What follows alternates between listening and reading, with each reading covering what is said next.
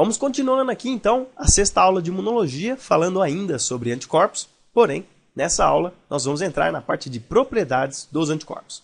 Se você ainda não assistiu a aula anterior, que é sobre a estrutura dos anticorpos, dá uma olhadinha aqui no descritivo desse vídeo, tem a lista de reprodução das aulas de imunologia, é a quinta aula que nós estamos ainda falando de anticorpos, beleza? Então o que eu vou tratar com vocês especificamente nessa aula? Vou falar sobre os determinantes antigênicos dos anticorpos, que é uma coisa muito importante da gente estudar. Falar das características relacionadas ao reconhecimento antigênico. E por fim, vou terminar falando das características relacionadas à função efetora. São dois pontos aí muito importantes também da gente levar em consideração quando a gente fala de anticorpos. Uma observação importante é que o desenvolvimento das respostas imunológicas, de como ela acontece de fato, eu vou tratar com vocês isso em aulas posteriores. Bom, já vamos começando aqui então falando dos determinantes antigênicos. Para a gente falar disso, a gente tem que levar em consideração esta observação. Como alguns antígenos são macromoléculas muito grandes, os anticorpos não precisam reconhecer todo o antígeno, mas sim uma porção do mesmo. Uma coisa importante que eu queria comentar com vocês é que a maior parte dos antígenos que são reconhecidos aí pelos anticorpos são moléculas proteicas, são todas proteínas. Então, a maior parte das proteínas produzidas aí pelos organismos vivos são muito grandes e fica difícil para o anticorpo reconhecer a proteína inteira.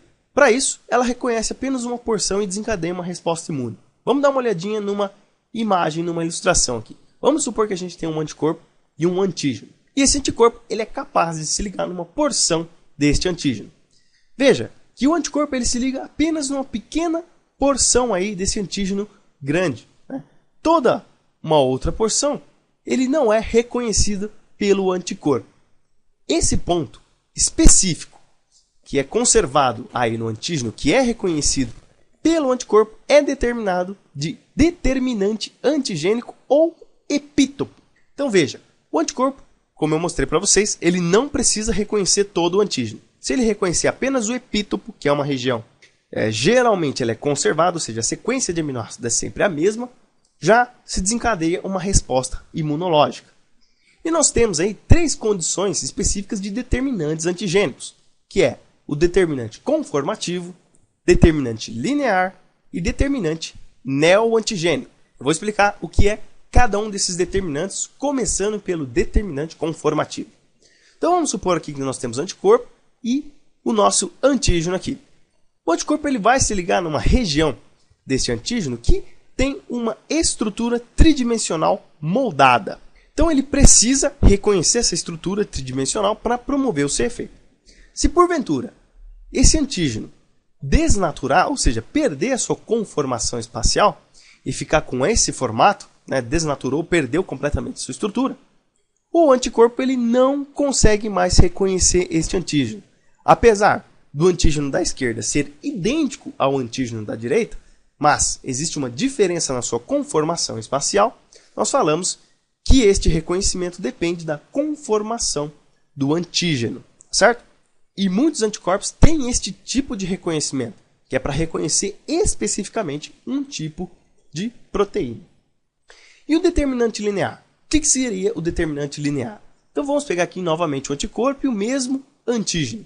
Só que o anticorpo ele se liga numa outra porção do antígeno. E essa porção ela não tem uma estrutura tridimensional. Ela é como se fosse uma sequência linear.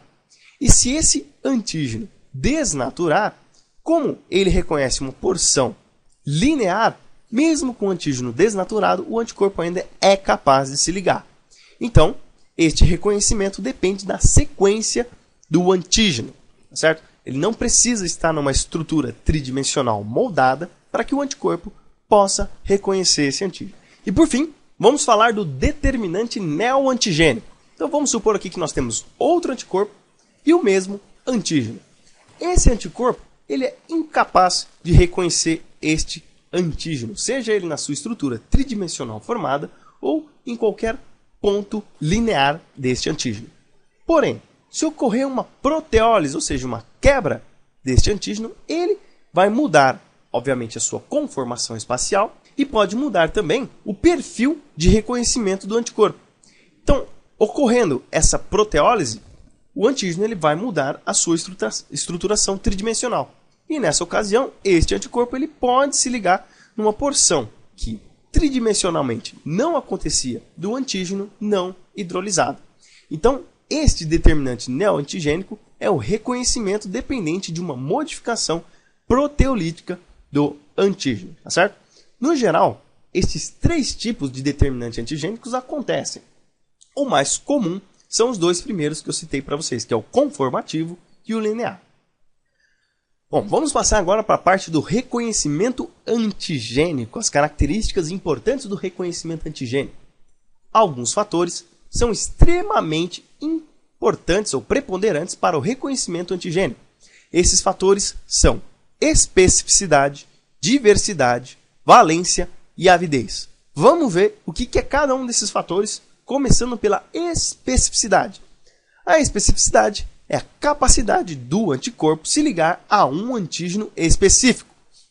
Então veja, nós temos aqui um anticorpo caracterizado como anti-A. E nós temos dois antígenos, o antígeno A e o antígeno B. O anti-A, se nós tivermos uma solução com um homogenato de antígeno A e antígeno B, o anti-A ele vai se ligar especificamente ao antígeno A, mas não vai conseguir se ligar ao antígeno B. Por quê? Porque este anticorpo ele foi moldado para reconhecer as características conformacionais ou lineares do antígeno A. O antígeno B ele não possui as mesmas características que o antígeno A. Então, os anticorpos eles têm uma capacidade de reconhecer especificamente um antígeno específico. É possível até um anticorpo reconhecer especificamente um antígeno que tenha mudança de apenas um único aminoácido na sua estrutura proteica. Então veja, essa característica confere aos anticorpos uma resposta extremamente potente para reconhecer um antígeno específico. E quando a gente fala da diversidade? A diversidade é o repertório de anticorpos do nosso organismo, né? Só essa imagem já ilustra bem aí o que é esse repertório. Então veja, nós temos uma gama variada de anticorpos para variados tipos de antígenos. O que se acredita é que, por exemplo, possa existir 10 elevado a 7 tipos de anticorpos diferentes para combater diferentes tipos de antígenos. É uma quantidade absurda. É mais de 10 milhões de combinações da porção variável, que a gente estudou na aula passada, aí dos anticorpos, para combater uma gama variada aí de antígenos. E isso também que confere um poder extremamente alto aos anticorpos no combate aos agentes infecciosos e aos antígenos. E a valência? A valência é a quantidade de antígenos com que o anticorpo se liga.